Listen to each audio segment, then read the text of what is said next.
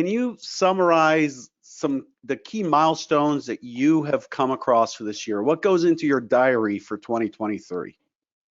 Well, I think if we just start where we were at the beginning of the year, which was basically everyone was all in on recession now, and we get to the end of the year, and the unemployment rate is still at secular lows, and growth is still well above potential, and stocks are making new highs, and bond yields have risen.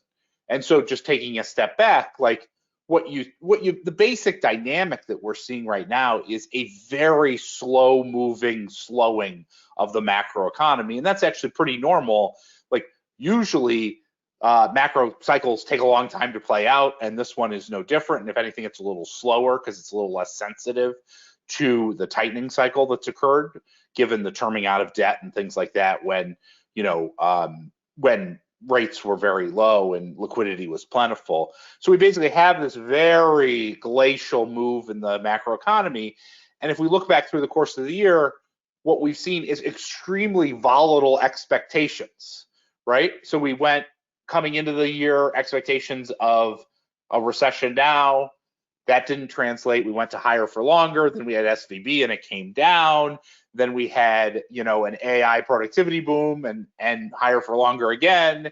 Then we had a shift back as, people were concerned that there would be, too much tightening in the market, plus the Fed and the Treasury eased.